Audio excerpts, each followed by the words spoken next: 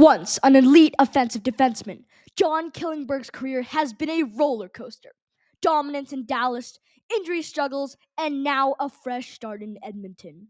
But can he still be a game changer, or is this a gamble the Oilers will regret?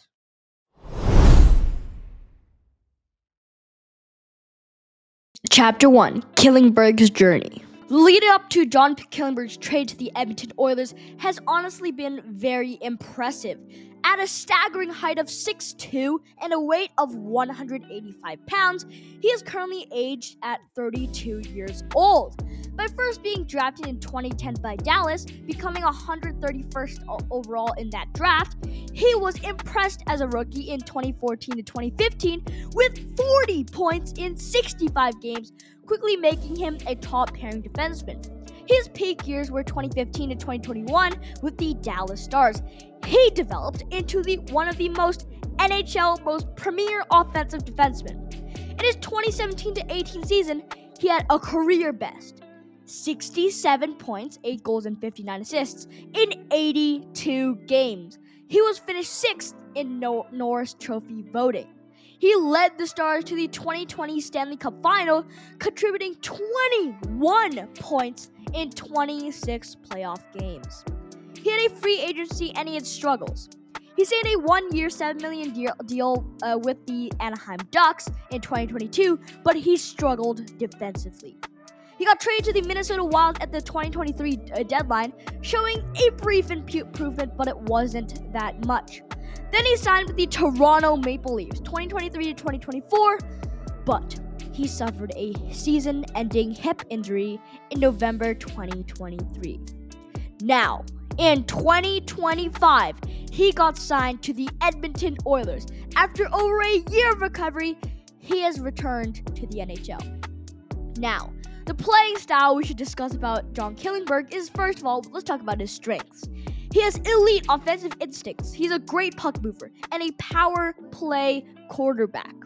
His skating and vision is absolutely outstanding. He's a smooth skater, excels in transition, and finds passing lanes. His clutch factor, he's a strong playoff performer and a big game player.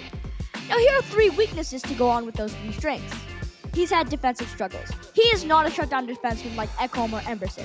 He can be a liability in his own zone. Physicality. He lacks size and strength in board battle. There are also injury concerns. His recent hip surgery raises durability questions. Chapter 2: Redemption. With Klingberg finally being back from over a year away from the NHL, how's he looking?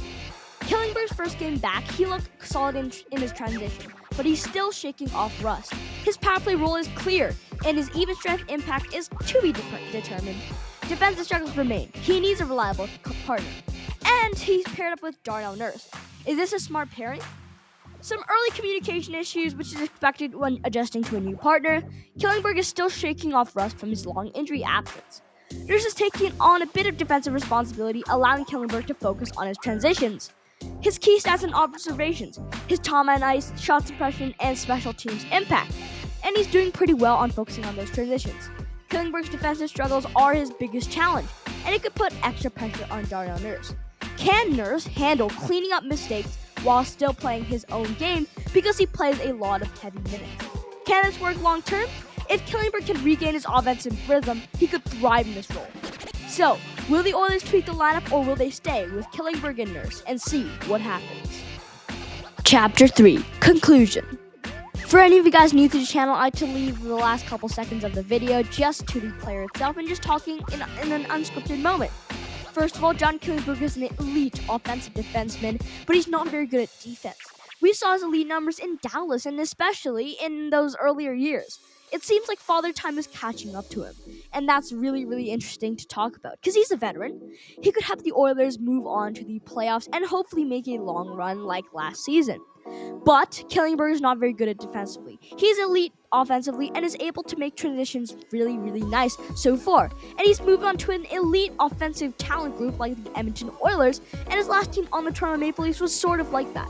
But I feel like this transition might take him a little bit of time, and we just have to wait and see how he looks.